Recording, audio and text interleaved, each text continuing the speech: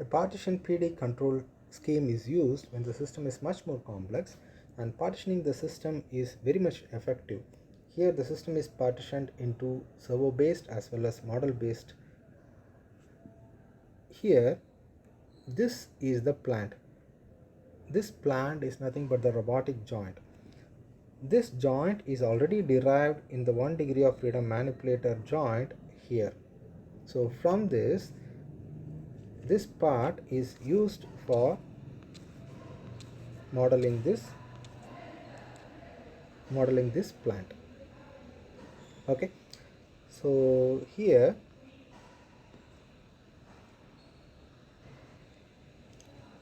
yes, this is mentioned here. This is equation 1.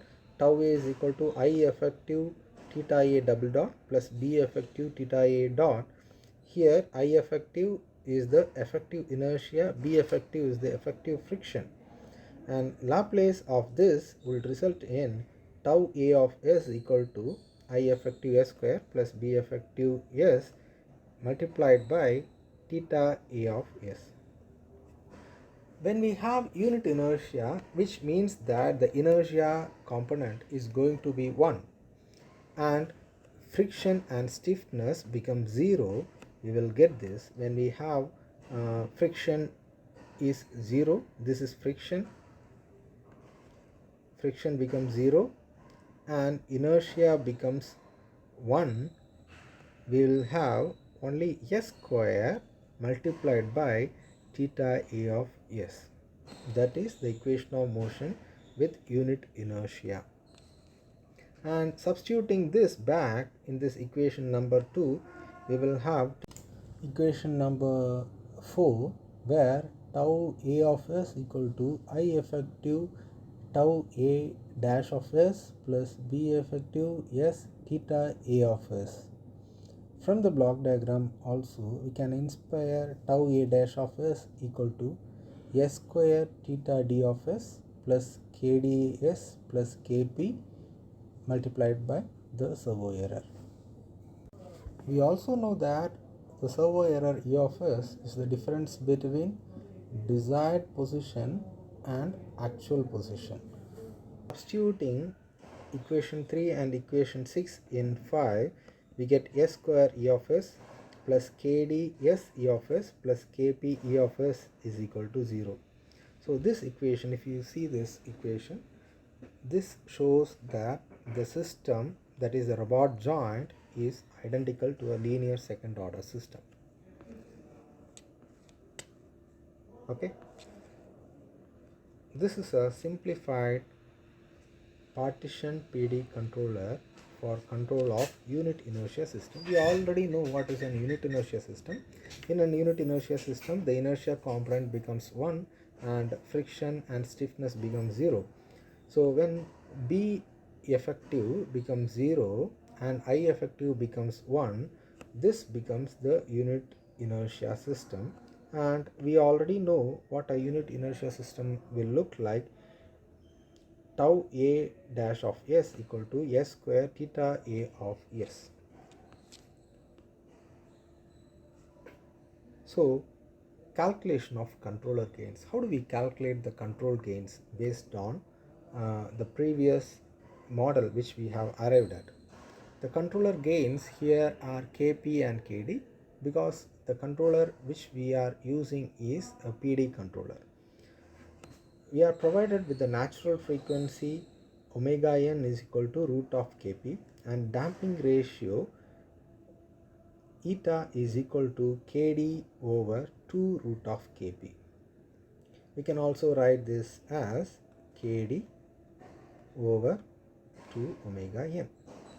Okay, so this damping ratio can be of any value, but for a robotic manipulator we cannot afford the damping with a over damped or under damped condition, because oscillation of this robotic manipulator will create accidents as well as many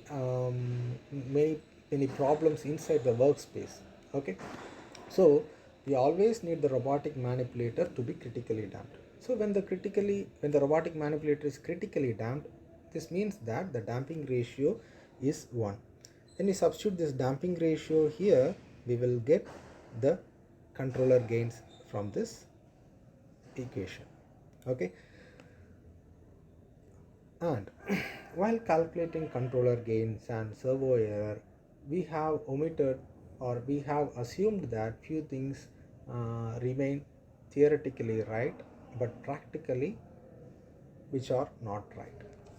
If you see this, they become challenges in this control law. The first challenge is the contradicting servo error problem. So when the initial error is 0, servo error should also be 0 based on the control law.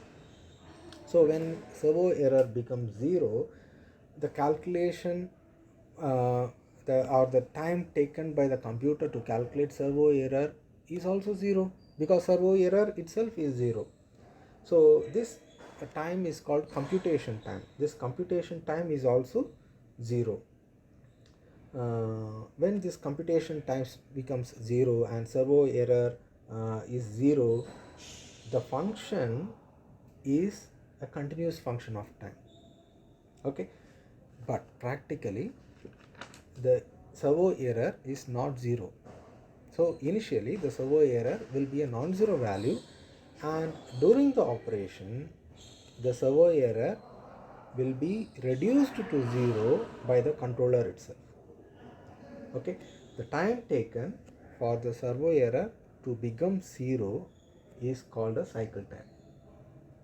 Okay, and when there is servo error, the function is not a continuous function but a discrete staircase function.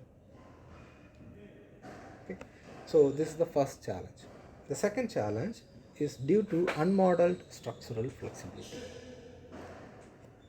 When we modeled the 1 degree of freedom manipulator joint, there were many assumptions. One assumption is the links remain rigid. The links are not flexible. So even for rigid links, there will be some degree of flexibility. Okay, this should be modeled.